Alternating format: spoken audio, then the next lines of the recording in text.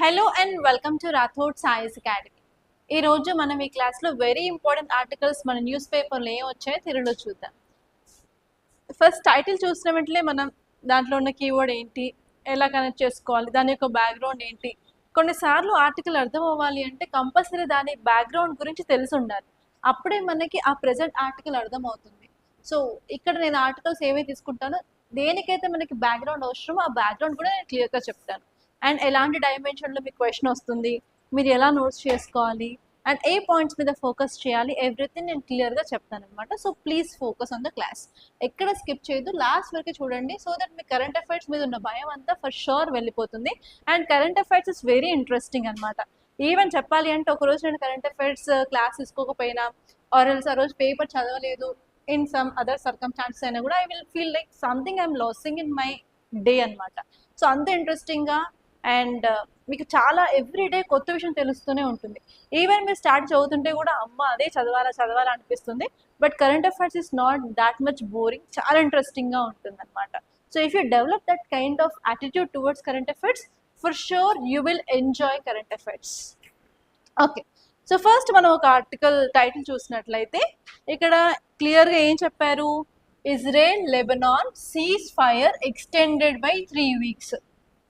ఈ ఆర్టికల్ ఈరోజు న్యూస్ పేపర్లో వచ్చింది ఫ్రంట్ పేజ్లో. మీరు ఫస్ట్ టైం ఈ ఆర్టికల్ చూస్తున్నట్టయితే ఫర్ షూర్ మీకు ఇదేంటో తెలియదు.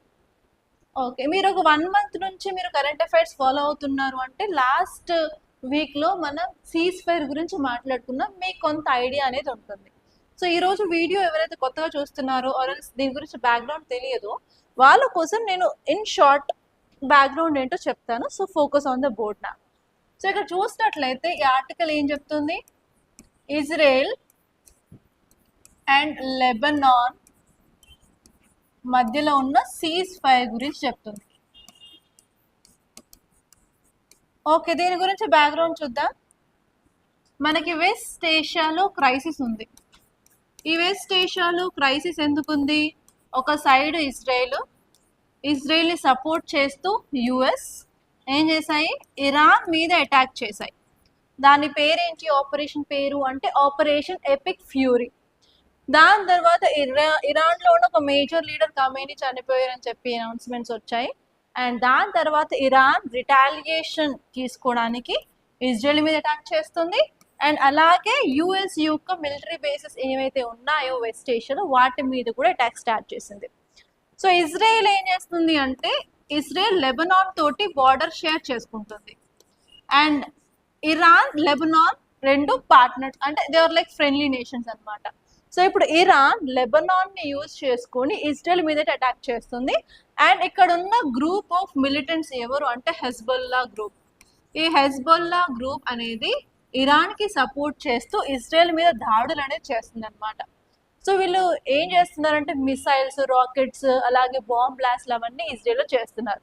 దానివల్ల చాలా మంది చనిపోవడం జరిగింది, ఇన్ఫ్రాస్ట్రక్చర్ లాస్ అయింది. కాబట్టి అప్పుడు యుఎస్ ఏం చేస్తుందంటే ఇరాన్ అండ్ ఈ లెబనాన్ మధ్యలో సీజ్ ఫైర్ కావాలి అని చెప్పి వాళ్ళు చెప్పారు. లాస్ట్ వీక్ ఏం చదువుకున్నాము, April 16th నుంచి ఈ సీజ్ ఫైర్ అనేది 10 days వరకు ఉంటుంది అని చెప్పి అనౌన్స్మెంట్స్ అయితే వచ్చాయి. ఇప్పుడు ఇదే సీజ్ ఫైర్ ఇంకొక 3 వారాలు వరకు ఎక్స్టెండ్ అవుతుంది అని చెప్పి ఇప్పుడు యుఎస్ ప్రెసిడెంట్ డొనాల్డ్ ట్రంప్ అయితే అనౌన్స్ చేశారు. సో April 16th 10 days అంటే around 16th of April 15th of April అనుకోండి, 25th of April. సో ఇప్పుడు ఈ టైం లిమిట్ అయిపోతుంది కదా, సో అందుకని వాళ్ళు ఇదే సీజ్ ఫైర్ని ఇంకొక 3 వారాలు అంటే 21 days వరకు ఎక్స్టెండ్ చేశారు అని చెప్పి ఈ ఆర్టికల్ చెప్తుంది. సో ఇక్కడ మీరు చూడాల్సింది ఏంటి అంటే ఈ ఇజ్రాయెల్ అండ్ లెబనాన్ మధ్యలో ఒక డిమార్కేషన్ లైన్ ఉంటుంది. ఆ డిమార్కేషన్ లైన్ మీద మీకు క్వశ్చన్ రావచ్చు. ఆ లైన్ పేరే బ్లూ లైన్ అనమాట. దీని మీద క్వశ్చన్ వచ్చే ఛాన్స్ ఉంది. అండ్ నెక్స్ట్ వచ్చేసి Lebanon and Israel based map related question కూడా వచ్చే ఛాన్స్ నేను క్లియర్గా చెప్తాను. So focus. అండ్ ఈ టాపిక్ వచ్చేసి ఇంటర్నేషనల్ రిలేషన్లో అండ్ అలాగే మ్యాపింగ్లో చాలా ఇంపార్టెంట్. సో ఇప్పుడు ఆర్టికల్ ఏం చెప్తుంది అంటే ఇజ్రాయెల్ లెబనాన్ మధ్యలో ఉన్న సీజ్ ఫైర్ కాస్త ఇంకొక 3 weeksకి ఎక్స్టెండ్ చేశారు. ఎందుకు ఎక్స్టెండ్ చేశారు, అసలు సీజ్ ఫైర్ ఎందుకు తీసుకురావడం జరిగింది? సో 2 కంట్రీస్ మధ్య ఎయిర్ స్ట్రైక్స్లు, ఆర్టిలరీ షెల్లింగ్లు, destruction of villages, civilians displace అవుతూ ఉన్నారు. అలా చాలా వరకు హ్యుమానిటేరియన్ క్రైసిస్ వచ్చింది అక్కడ. చాలా మంది సివిలియన్స్ ప్రాణాలు కోల్పోయారు, అవన్నీ అవుతున్నాయి కాబట్టి as they came up with ceasefire for 10 days. ఇప్పుడు దాన్ని కాస్త ఎక్స్టెండ్ చేస్తున్నారు అనమాట. సో ఇది మ్యాప్ అన్నమాట. ఈ మ్యాప్ చూసినట్లయితే ఇక్కడ మనకి మెడిటరేనియన్ సీ ఉంది, ఇక్కడ లెబనాన్ ఉంది, ఇది ఇజ్రాయెల్ అన్నమాట. సో ఈ మ్యాప్ చూడగానే ఏం తెలుస్తుంది అంటే ఇజ్రాయెలును లెబనాన్ రెండు కంట్రీస్ మెడిటరేనియన్ సీ తోటి బార్డర్ షేర్ చేసుకుంటున్నాయని క్లియర్ గా తెలుస్తుంది. అండ్ ఇక్కడ ఇంకోటి ఏంటంటే ఇక్కడ చూడాల్సింది ఒక రివర్ అన్నమాట, దీని పేరు లిటానీ రివర్. సో ఈ వీళ్ళిద్దరి మధ్యలో గొడవలు, లెబనాన్ అండ్ ఇజ్రాయెల్ మధ్యలో గొడవ జరిగినప్పుడు ఇజ్రాయెల్ ఏం చేస్తుందంటే ఈ రివర్ వరకు కూడా వెళ్తుంది అనమాట, ఈ ప్లేస్ ని మొత్తం ఆక్యుపై చేసుకుంటుంది అనమాట. అక్కడ వరకు ఇజ్రాయెల్ ఫోర్సెస్ వెళ్తాయి. అవే రీసెంట్ గా చాలా సార్లు మనకి లిటానీ రివర్ అని చెప్పేసి ఇంతవరకు ఇజ్రాయెల్ ఫోర్సెస్ వచ్చాయి అని చెప్పి న్యూస్ ఆర్టికల్స్ వచ్చాయి. సో అసలు బ్లూ లైన్ ఎక్కడ ఉంటుంది అంటే ఇక్కడ మనకి బ్లూ లైన్ ఉంటుంది. ఇక్కడ వరకు ఆక్యుపై చేసిన ఇజ్రాయెల్ బ్యాక్ వెళ్ళిపోవాలి వాళ్ళ యొక్క ప్లేస్ లోకి అని చెప్పి ఒక డిమార్కేషన్ లైన్ తీసుకొచ్చారు, అదే బ్లూ లైన్. సో మీ క్వశ్చన్ ఎలా వస్తుంది అంటే blue line is seen in news, it is between అని అడగచ్చు. Recently blue line is seen in news, consider following statements అని చెప్పి స్టేట్మెంట్ బేస్డ్ క్వశ్చన్స్ కూడా ఇవ్వచ్చు. అండ్ ఇక్కడ ఒక మౌంటైన్ ఉంటుంది, అది మౌంట్ హెర్మోన్, అది కూడా మీరు చూసుకోవాలి. దాని కిందనే ఇక్కడ మనకి గోలెన్ హైట్స్ కూడా ఉంటుంది, ఇది ఇజ్రాయెల్ ఆక్యుపై చేసిన ఏరియాస్ ఇక్కడ ఉంటుంది అనమాట. ఓకే, సో అవి చూసుకుంటే సరిపోతుంది. అండ్ ఈ సీజ్ ఫైర్ యొక్క ఇంపార్టెంట్ ఫీచర్స్ 3 ఉన్నాయండి. ఫస్ట్ వచ్చేసి ఇది 10 days వరకు అని చెప్పారు, ఇప్పుడు దీన్ని కాస్త ఇంకొక 3 weeks అంటే 21 days వరకు ఎక్స్టెండ్ చేశారు. అండ్ నెక్స్ట్ ఇంపార్టెంట్ వన్ వచ్చేసి సెల్ఫ్ డిఫెన్స్ చేసే రైట్ ఉంది అని చెప్పారు. అండ్ ఇజ్రాయెల్ చేసే అటాక్స్ ని కంట్రోల్ చేయాలి అని అనుకున్నారు. అండ్ అంతేకాకుండా 2 బార్డర్స్ దగ్గర 10 kilometers వరకు బఫర్ ని మెయింటైన్ చేయాలని కూడా ఈ యొక్క సీజ్ ఫైర్ లో రాసింది. ఓకే, నెక్స్ట్ బ్లూ లైన్ గురించి చూసినట్లయితే ఇది ఇజ్రాయెల్ అండ్ లెబనాన్ మధ్యలో ఉన్న లైన్. దీన్ని ఎవరు డ్రా చేశారు అంటే యునైటెడ్ నేషన్స్ డ్రా చేసింది, అది అరౌండ్ 2000 సంవత్సరంలో డ్రా చేసింది అనమాట. అండ్ ఆ లైన్ ఎందుకు డ్రా చేశారు అంటే ఇజ్రాయెల్ ఈ యొక్క రివర్ వరకు వెళ్ళింది కదా, అక్కడ నుంచి ఇజ్రాయెల్ ఫోర్సెస్ ని బ్యాక్ కి పంపించడానికి డ్రా చేసిన లైనే ఈ బ్లూ లైన్ అనమాట. ఇదేంటి అఫీషియల్ ఇంటర్నేషనల్ బార్డర్ అయితే కాదు, జస్ట్ డిమార్కేషన్ లైన్ అని చెప్తున్నారు. ఇది ఓన్లీ ఫర్ టెంపరీ పీరియడ్ మాత్రమే అన్నట్టు కూడా చెప్పడం జరిగింది. ఓకే, నెక్స్ట్ ఆర్టికల్ చూడండి, ఇక టైటిల్ ఏం చెప్తుంది అంటే meta automatically blocks government flagged content in India. A topic అర్థం అవ్వాలి అంటే కొంతవరకు మీకు బేసిక్స్ అయితే తెలియాలి. ఆ బేసిక్స్ ఏంటి అంటే గవర్నమెంట్ కొత్త రూల్స్ తీసుకొచ్చింది రిలేటెడ్ టు వాట్ అంటే మన సోషల్ మీడియాలో పోస్ట్ చేసే కంటెంట్ గురించి అనమాట. ఓకే, అవన్నీ చూసినట్లయితే మనం నవంబర్ 2025 నుంచి చూసుకున్నట్లయితే గవర్నమెంట్ స్ట్రిక్ట్ గా సోషల్ మీడియాలో సర్క్యులేట్ అవుతున్న కంటెంట్ ని కంట్రోల్ చేయాలి అనుకుంటుంది. ఎందుకు, ఇప్పుడు మనకి ఆర్టిఫిషియల్ ఇంటెలిజెన్స్ వచ్చేసింది, మనం ఈజీగా ఏ ఇమేజ్ కావాలంటే ఆ ఇమేజ్, ఏ వీడియో కావాలంటే ఆ video we can make with in span of minutes సెకండ్స్లలో కూడా మనం మన పోస్ట్ క్రియేట్ చేయవచ్చు, కంటెంట్ క్రియేట్ చేయవచ్చు. దానివల్ల చాలా సార్లు తప్పుడు ఇన్ఫర్మేషన్, మిస్ఇన్ఫర్మేషన్, డిస్ఇన్ఫర్మేషన్ అనేది స్ప్రెడ్ అవుతుంది. అంతేకాకుండా డీప్ ఫేక్స్ కూడా ఒక ప్రాబ్లమే. సో ఏదైనా ఇమేజ్ ఉందనుకోండి, దాన్ని మార్ఫింగ్ చేసేసి దాన్ని సెక్షువల్ కంటెంట్ కూడా మనం క్రియేట్ చేసేసి మనం సోషల్ మీడియాలో పోస్ట్ చేసినట్టయితే అవి వైరల్ అవుతున్నాయి. సో దానివల్ల ఏంటంటే మనకి right to privacy, fundamental rights అనేవి ఎఫెక్ట్ అవుతున్నాయి అన్నమాట. అందుకే గవర్నమెంట్ సోషల్ మీడియాలో ఉన్న కంటెంట్ని రెగ్యులేట్ చేయాలి అనుకుంటుంది. సో ఇండియాలో మనం ఇంటర్నెట్ రెగ్యులేట్ చేసే యాక్ట్ ఏదైనా ఉందా అంటే మనకి ఇన్ఫర్మేషన్ టెక్నాలజీ యాక్ట్ ఆఫ్ 2000 ఉందన్నమాట. సో అందులో మనకి 2 సెక్షన్స్ ఉంటాయి, మేజర్గా గుర్తుపెట్టుకోవాల్సింది సెక్షన్ 79 ఒకటి, ఇంకోటి సెక్షన్ 69A అన్నమాట. ఓకే, సెక్షన్ 79, సెక్షన్ 69A 2 సెక్షన్లు మీరు గుర్తుపెట్టుకోవాలి. ఈ సెక్షన్ 79 దేని గురించి మాట్లాడుతుందంటే సేఫ్ హార్బర్ గురించి మాట్లాడుతుంది. సేఫ్ హార్బర్ అంటే ఏం లేదు, సోషల్ మీడియా ప్లాట్ఫామ్స్ కి ఉన్న ప్రొటెక్షన్ గురించి ఈ సెక్షన్ 79 మాట్లాడుతుంది. 69A ఏం మాట్లాడుతుంది అంటే గవర్నమెంట్ కి అధికారం అయితే ఉంటుంది related to control of content. ఏదైనా కంటెంట్ ని కంట్రోల్ చేయాలి సోషల్ మీడియాలో అనుకున్నట్లయితే సెక్షన్ 69A గవర్నమెంట్ కి కంట్రోల్ ఇస్తుంది అనమాట. ఇప్పుడు మన గవర్నమెంట్ ఈ సెక్షన్ 69Aని యూజ్ చేసుకొని సోషల్ మీడియా ప్లాట్ఫామ్స్లో సర్క్యులేట్ అవుతున్న కంటెంట్ని కంట్రోల్ చేయాలనుకుంటుంది. సో ఇప్పుడు రీసెంట్గా కొత్త రూల్స్ తీసుకొచ్చింది. ఈ కొత్త రూల్స్లో ఏంటి అంటే, ఇప్పుడు మన గవర్నమెంట్ సహయోగ్ పోర్టల్ని యూజ్ చేసుకొని గవర్నమెంట్ ఏదైనా కంటెంట్ ఇప్పుడు సోషల్ మీడియాలో సర్క్యులేట్ అవుతుంది, అది హార్మ్ఫుల్ కంటెంట్, మంచి కంటెంట్ కాదు, పబ్లిక్ సేఫ్టీ మీద ఎఫెక్ట్ ఉంటుంది అన్నట్లయితే ఈ పోర్టల్ ద్వారా అది ఫ్లాగ్ చేస్తుంది. ఫ్లాగ్ అంటే రిపోర్ట్ చేస్తుంది. ఇది రిపోర్ట్ చేసిన వెంటనే సోషల్ మీడియా ప్లాట్ఫామ్స్ ఎందులో అయితే ఇన్ఫర్మేషన్ సర్క్యులేట్ అవుతుందో 3 hours 3 గంటల లోపే వాళ్ళు యాక్టివేట్ అయ్యి ఆ కంటెంట్ని డిలీట్ చేస్తారనమాట. ఇప్పుడు అందుకే ఇది న్యూస్లో ఉంది. సో ఇక్కడ మీకు క్వశ్చన్ దేని మీద వస్తుంది ఇన్ కేస్ వస్తే అన్నట్లయితే, ఈ యొక్క ఇన్ఫర్మేషన్ టెక్నాలజీ యాక్ట్లో ఉన్న సెక్షన్ 79, సెక్షన్ 69A గురించి రావచ్చు. అసలు సేఫ్ హార్బర్ న్యూస్లో ఉంది, ఈ సేఫ్ హార్బర్ అంటే ఏంటి అని రావచ్చు. అండ్ నెక్స్ట్ వచ్చేసి సహయోగ్ పోర్టల్ గురించి రావచ్చు. సో ఈ ఏరియాస్ మీద మీరు ఫోకస్ చేయాలి ప్రిలిమ్స్ పాయింట్ ఆఫ్ వ్యూలో. ఒక మెయిన్స్ పాయింట్ ఆఫ్ వ్యూలో ఏంటి మీకు క్వశ్చన్ లా వస్తుంది, దీనికి సంబంధించిన ఛాలెంజెస్ ఏంటి. ఇప్పుడు గవర్నమెంట్ కానీ పోలీస్ అధికారులు కానీ ఏదైనా ఇన్ఫర్మేషన్ బ్లాక్ చేయాలి అంటే వితిన్ 3 hours వాళ్ళు బ్లాక్ చేయాలి. ఇన్ కేస్ 3 hours ఆ కంటెంట్ని బ్లాక్ చేయలేదు, డిలీట్ చేయలేదు అన్నట్లయితే వాళ్ళకి సేఫ్ హార్బర్ పోతుంది, వాళ్ళు లీగల్గా పీనలైజ్ అవుతారు అని చెప్పి ఈ రూల్స్ చెప్తున్నాయి. అట్లాంటప్పుడు మరి పీపుల్కి ఆర్టికల్ 19(1) సబ్ క్లాస్ ఏముంది కదా, ఇదేం చెప్తుంది, right to freedom of speech and expression చెప్తుంది కదా, ఇది వయలేట్ అవ్వట్లేదా మరి? అలా అనలైసిస్ బేస్డ్ క్వశ్చన్ మీకు మెయిన్స్లో రావచ్చు. Are you understanding? సో ఇలా మీరు ప్రిపేర్ అవ్వాలి. ఈ టాపిక్ జిఎస్ పేపర్ 2లో చాలా ఇంపార్టెంట్. ఓకే అండి, ఇక్కడ మీరు సహయోగ్ పోర్టల్ గురించి క్లియర్గా చూసుకోవాలి. ఈ సహయోగ్ పోర్టల్ ఏంటి అన్నట్లయితే, ఫస్ట్ ఇది మన union ministry of home affairs launch చేసింది. ఇది ఒక డైరెక్ట్ లింక్ అనమాట గవర్నమెంట్కి అలాగే సోషల్ మీడియా ప్లాట్ఫామ్కి.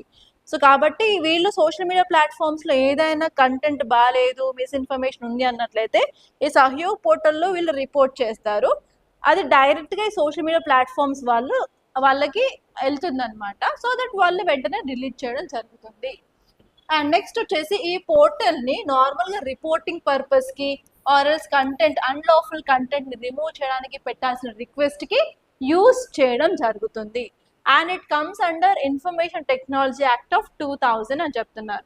సో ఇప్పుడు తీసుకొచ్చిన లా ఏంటి రూల్స్ ఏంటి అంటే, పోలీస్ అధికారులకి అలాగే గవర్నమెంట్ అధికారులకి ఇప్పుడు వాళ్ళు రిక్వెస్ట్ పెట్టే అవకాశం ఉంది. అండ్ దట్ టు సింగిల్ ప్లాట్ఫామ్లో వాళ్ళు చేయొచ్చు అనమాట. ఇది ఈ టాపిక్ గురించి.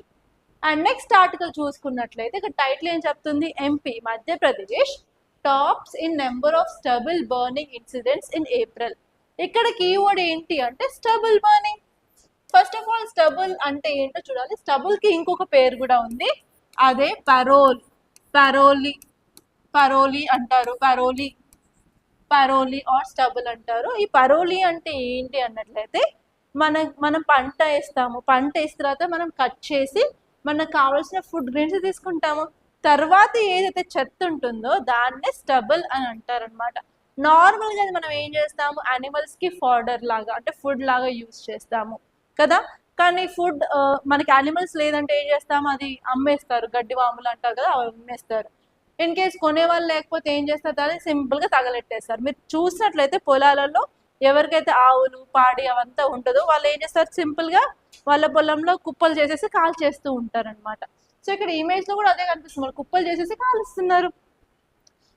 సో దీనివల్ల మనకు ప్రాబ్లం ఏంటి అన్నట్లయితే ఎన్వైరన్మెంట్లో పొల్యూషన్ పెరుగుతుంది. ఎందుకంటే ఇది గడ్డి కాలినప్పుడు చిన్న మసి అంటారు కదా, సూత్ యాష్ అదంతా మనకి అట్మాస్ఫియర్లోకి వెళ్ళేసి PM 2.5 PM 10 లాగా మారుతుంది. అది ఒక ప్రాబ్లం కదా. దానివల్ల ఎయిర్ క్వాలిటీ అనేది విపరీతంగా ఇంపాక్ట్ అవుతుంది. అండ్ నెక్స్ట్ ఇంపార్టెంట్ వచ్చేసి దానివల్ల మనకి గ్లోబల్ వార్మింగ్ కూడా అయ్యే ఛాన్స్ ఉంది. ఎస్పెషల్లీ ఈ యొక్క అట్మాస్ఫియర్లో ఉన్న చిన్న దుమ్ము ధూళి అంతా కూడా విండ్ మూమెంట్ జరగడం వల్ల ఢిల్లీలో ప్రతి సంవత్సరం ఎయిర్ పొల్యూషన్ ప్రాబ్లం మనం చూస్తామన్నమాట. సో ఇక్కడ మనం ఈ యొక్క స్టబుల్ని వేస్ట్ చేయకుండా ఎలా యూజ్ చేసుకోవచ్చు అని మీరు చూసుకోవాలన్నమాట. అండ్ మనం ఇథనాల్ బ్లెండింగ్ గురించి చూస్తున్నాము. ఇథనాల్ ప్రొడ్యూస్ చేయొచ్చు ఇలా అగ్రికల్చర్ వేస్ట్ నుంచి. సో దాన్ని ఎలా యూజ్ చేయాలి అండ్ పూసా డీకంపోజర్ గురించి చూడాలి. అండ్ అలాగే హ్యాపీ సీడర్ వెహికల్స్ గురించి చూడాలి. సో అలా మనం ఎలాంటి టెక్నాలజీ యూజ్ చేసుకుంటే అసలు వేస్ట్ని కూడా మనం ఎనర్జీ విధంగా యూజ్ చేసుకోవచ్చు చూడాలి. ఈ టాపిక్ ఎన్వైరన్మెంట్ అండ్ ఈకాలజీలో ఇంపార్టెంట్. అండ్ ఈ టాపిక్ ఏం చెప్తుంది, ఏప్రిల్ నెలలో మనకి ఎంపీలో చాలా ఎక్కువ స్టబుల్ బర్నింగ్ జరిగింది అని చెప్తుంది అనమాట. అండ్ నెక్స్ట్ ఆర్టికల్ చూసుకున్నట్లయితే 6 youth arrested under PSA in Jammu and Kashmir over vandalism. So ఇక్కడ ఈ టైటిల్ చూడగానే మనకి గుర్తుపట్టే కీవర్డ్ ఏంటి అంటే పిఎస్ఏ. పిఎస్ఏ ఫుల్ ఫామ్ వచ్చేసి పబ్లిక్ సేఫ్టీ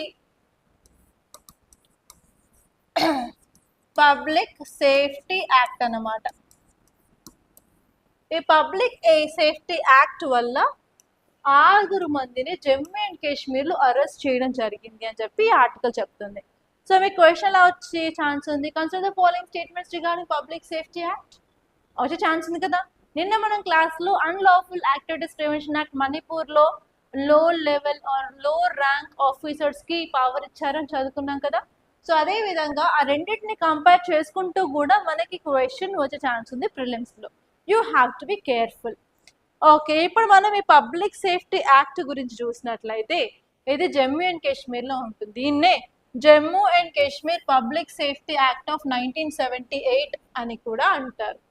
ఇది నార్మల్గా జమ్మూ అండ్ కాశ్మీర్ స్టేట్గా ఉన్నప్పుడు తీసుకొచ్చారు. ఇప్పుడు స్టేట్ కాదు కదా, యూటీ కదా, అయినప్పటికీ కూడా ఈ యాక్ట్ని అక్కడ ఇంప్లిమెంట్ చేస్తున్నారు. దీని యొక్క మేజర్ ఆబ్జెక్టివ్ ఏంటంటే సెక్యూరిటీ ఆఫ్ స్టేట్ని ప్రొవైడ్ చేయడానికి అండ్ ఈవెన్ పబ్లిక్ ఆర్డర్ని మెయింటైన్ చేయడానికి ఈ యొక్క యాక్ట్ని తీసుకురావడం జరిగింది. ఈ యాక్ట్లో ఉన్న కీ ప్రొవిజన్స్ ఏంటి అన్నట్లయితే ఫస్ట్ వచ్చేసి ఎలాంటి ట్రయల్ లేకుండా మనం డిటెన్షన్ చేయొచ్చు. అండ్ నెక్స్ట్ ఏంటంటే no right to file a bail. ఒకసారి ఈ యొక్క యాక్ట్ కింద అరెస్ట్ చేసినట్లయితే ఎలాంటి బెయిల్కి అప్లై చేసే ప్రొవిజన్ అనేది లేదు. అండ్ నెక్స్ట్ వచ్చేసి వాళ్ళకి లీగల్ రెమెడీస్ ఏమైనా కావాలి, వెళ్ళాలి కోర్టుకి అనుకున్నట్లయితే హేబియస్ కార్పస్ అనే రిట్ పిటిషన్ని యూజ్ చేసుకొని వాళ్ళు కోర్టుకి వెళ్ళవచ్చు. అండ్ నెక్స్ట్ వచ్చేసి ఇన్ కేస్ హైకోర్టు సుప్రీంకోర్టు ఈ రిట్ని యాక్సెప్ట్ చేసి వాళ్ళని విడుదల చేసినా కూడా మళ్ళీ గవర్నమెంట్ వీళ్ళని ఆ యాక్ట్ కింద అరెస్ట్ చేసే ఛాన్సెస్ కూడా ఎక్కువగా ఉంటాయి అన్నమాట. అండ్ సెక్షన్ 8 క్లియర్గా అసలు డిటెన్షన్ అంటే ఏంటి, ఏ గ్రౌండ్స్ మీద చేస్తారో చెప్తుంది. ప్రమోటింగ్ ఎనిమిటీ, ఇన్స్టిగేషన్, అలాగే థ్రెటనింగ్ పబ్లిక్ హార్మోనీ, అలా ఫైనల్ డెసిషన్స్ అనేది డిస్ట్రిక్ట్ అథారిటీస్కి విడిచిపెడతారు. సో డిస్ట్రిక్ట్ కలెక్టర్కి చాలా హై రోల్ ఉంటుంది related to this public safety act అన్నమాట. ఓకే, ఇవి చూస్తే సరిపోతుంది. అండ్ నెక్స్ట్ పనిష్మెంట్ చాలా సివియర్గా ఉంటుంది.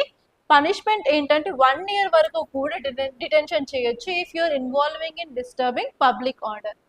అండ్ స్టేట్ సెక్యూరిటీకి హామ్ ఉంది అని వాళ్ళు భావిస్తే 2 years వరకు కూడా డిటెన్షన్ చేయొచ్చు అనమాట. సో చాలా స్ట్రిక్ట్గా ఉంటాయి పనిష్మెంట్స్ ఈ యొక్క యాక్ట్ కింద. అండ్ నెక్స్ట్ ఆర్టికల్ చూద్దాం. నెక్స్ట్ ఆర్టికల్ చూసినట్లయితే opposition parties move fresh motion in Rajya Sabha seeking removal of CEC. మళ్ళీ ఈ సిఈసి రిమూవల్ అనేది న్యూస్లో ఉంది కాబట్టి ఈసారి 100కి 100% మీకు రిమూవల్ ఆఫ్ సిఈసి గురించి క్వశ్చన్ వచ్చే ఛాన్స్ ఉందండి. You have to clearly know that. నేను క్లియర్గా ఇక్కడ ప్రాసెస్ చెప్తానమాట. So try to make a note of it. మన ఎలక్షన్ కమిషన్ ఆఫ్ ఇండియా చూసుకున్నట్లయితే ఇది మల్టీ మెంబర్ బాడీ. ఇక్కడ మనకి ఒక చీఫ్ ఎలక్షన్ కమిషనర్ ఉంటారు, ఇద్దరేమో ఎలక్షన్ కమిషనర్స్ ఉంటారు. మొత్తం ఇందులో 3 members ఉంటారు. And removal of CEC will be equal to supreme court judge అంటారు. ఇతను ఎవరు రిమూవ్ చేస్తారు అంటే ప్రెసిడెంట్ రిమూవ్ చేయడం జరుగుతుంది. ఈ ఎలక్షన్ కమిషనర్స్ మాత్రం ఈ చీఫ్ ఎలక్షన్ కమిషన్ రికమెండేషన్తోనే వీళ్ళని రిమూవ్ చేయడం జరుగుతుంది అనమాట. ఇన్ కేస్ ఇప్పుడు మనం సిఈసిని రిమూవ్ చేయాలి అంటే ఫస్ట్ ఆఫ్ ఆల్ ఒక మోషన్, రిమూవల్ మోషన్ ఆర్ రెజల్యూషన్ని తీసుకురావాలన్నమాట. దీన్ని లోక్సభలో 100 మంది సైన్ చేయాలి అండ్ రాజ్యసభలో 50 మంది వరకు సైన్ చేయాలి. సైన్ చేసిన తర్వాత ఈ మోషన్ని మనం లోక్సభలో అయినా ప్రవేశపెట్టవచ్చు, రాజ్యసభలో అయినా ప్రవేశపెట్టవచ్చు. ఇంతకుముందు దీన్ని లోక్సభలో ప్రవేశపెట్టారు, స్పీకర్ దాన్ని రిజెక్ట్ చేశారు. అందుకే మళ్ళీ ఇప్పుడు అపోజిషన్ పార్టీ వాళ్ళు రాజ్యసభలో ఈ మోషన్ని ప్రవేశపెట్టారనమాట. ఓకే, లోక్సభ ఆర్ రాజ్యసభలో పెట్టిన తర్వాత మనకి ప్రిసైడింగ్ ఆఫీసర్స్ ఉంటారు. ఎవరు? లోక్సభలో అయితే స్పీకర్, రాజ్యసభలో అయితే చైర్మన్. వీళ్ళకి ఒక డిస్క్రిషనరీ పవర్ ఉంటుంది. వీళ్ళు కావాలంటే ఆ మోషన్ యాక్సెప్ట్ చేస్తారు, లేకపోతే రిజెక్ట్ చేస్తారు. రిజెక్ట్ చేస్తే అక్కడ ఎండ్ అవుతుంది. ఇన్ కేస్ వాళ్ళు యాక్సెప్ట్ చేశారు అంటే వాళ్ళు జడ్జెస్ ఇంక్వైరీ కమిటీని ఎస్టాబ్లిష్ చేస్తారు. ఇందులో 3 పర్సన్స్ ఉంటారు. వీళ్ళు ఏం చేస్తారు? ఇప్పుడు ఇన్వెస్టిగేషన్ స్టార్ట్ చేస్తారు. ఇన్వెస్టిగేషన్ దేని మీద? ఈ రిమూవల్ ఎందుకు చేస్తున్నారు, ఎందుకు చేయాలనుకుంటున్నారు. సో సిఈసిని అండ్ సుప్రీంకోర్టు జడ్జెస్ని రిమూవ్ చేయడానికి ఓన్లీ ఒకటే గ్రౌండ్ ఉంటుందండి. ఆ గ్రౌండ్ ఏంటి అంటే proven misbehaviour and incapacity. Only ఇది ఒక్క గ్రౌండ్ తోటే వాళ్ళని రిమూవ్ చేయడం జరుగుతుంది. వాళ్ళు నిజంగానే సిఈసి మిస్బిహేవియర్ చేశాడా, ఇన్కెపాసిటీ అంటే కెపాసిటీ లేదా అని చెప్పి చూసేసి వాళ్ళు రిపోర్ట్ని పెడతారు. ఆ రిపోర్ట్లో నో, కాదు, అవి తప్పు అన్నట్లయితే అక్కడే ఎండ్ అవుతుంది. ఎస్, అవి రైటే అని ప్రూవ్ అయితే అప్పుడు వాళ్ళు లోక్సభలో అండ్ రాజ్యసభలో ఓటింగ్ పెడతారనమాట. ఆ ఓటింగ్లో కావాల్సిన మెజారిటీ ఏంటంటే స్పెషల్ మెజారిటీ కావాలి. స్పెషల్ మెజారిటీతో ఇది పాస్ అయ్యింది లోక్సభలో రాజ్యసభలో అన్నట్లయితే ఆ రోజే ప్రెసిడెంట్ అతన్ని రిమూవ్ చేయడం జరుగుతుంది అనమాట. ఇది process of removal of CEC.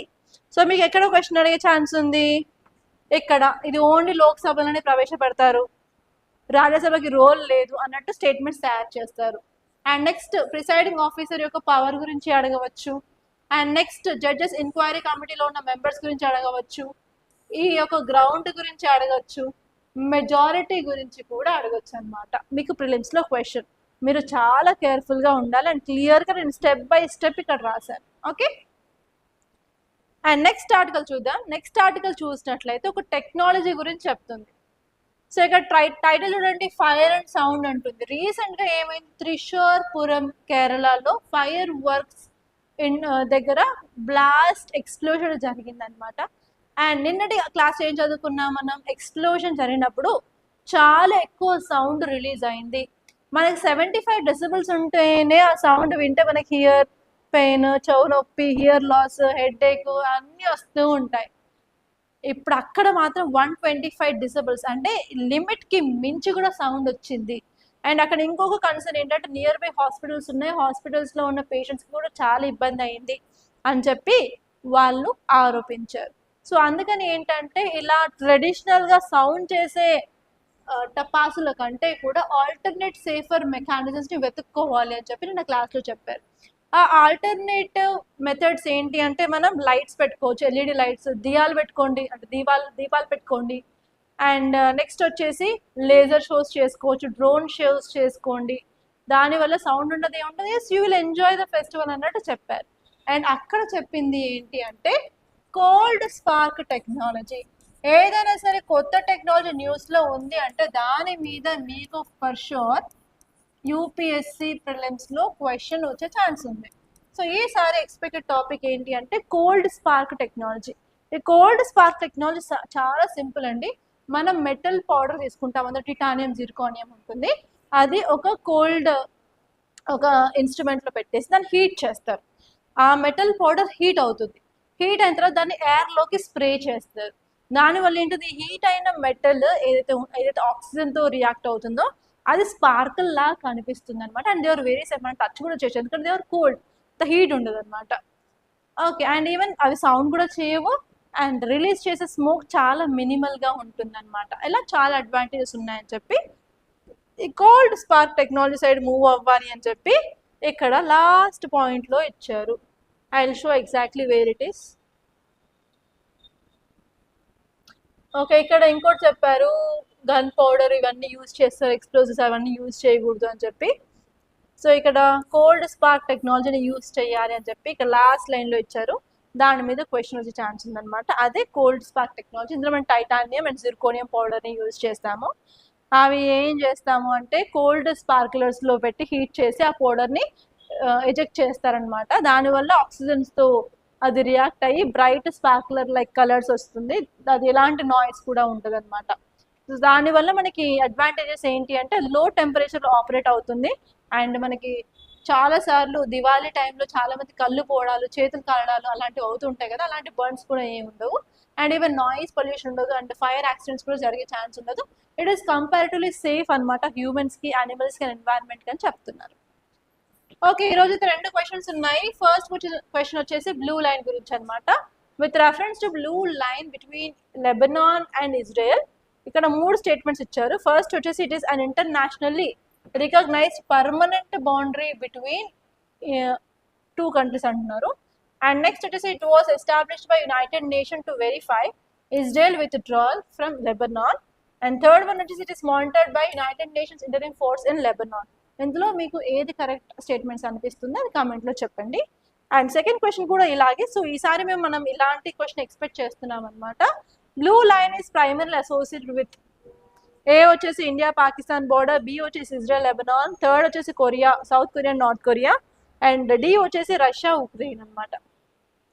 And third question వచ్చేసి కోల్డ్ స్పార్క్ టెక్నాలజీ గురించి. First statement, it produces sparks without combustion of explosive chemicals.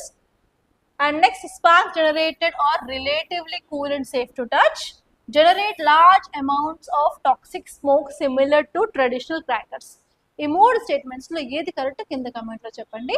That's all guys, by this I'm concluding. మీకు కనుక ఈ వీడియో నచ్చినట్లయితే లైక్ చేయండి, అలాగే షేర్ చేయండి. And మీరు కనుక మీ యూపీఎస్ ప్రిపరేషన్ స్టార్ట్ చేయాలనుకున్నట్లయితే you can come and you can join our academy.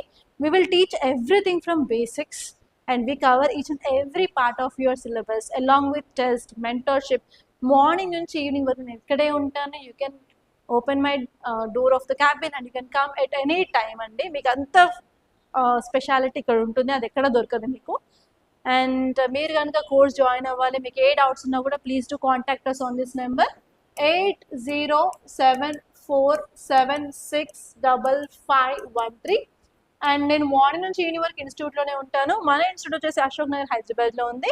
Ashok నగర్కి వచ్చిన తర్వాత వికాస్ బుక్ సెంటర్ అని అడిగితే ఎవరైనా చెప్తారు. దానిపైన సెకండ్ అండ్ థర్డ్ ఫ్లోర్లో మన అకాడమీ ఉంది. You can come and you can talk to me guys.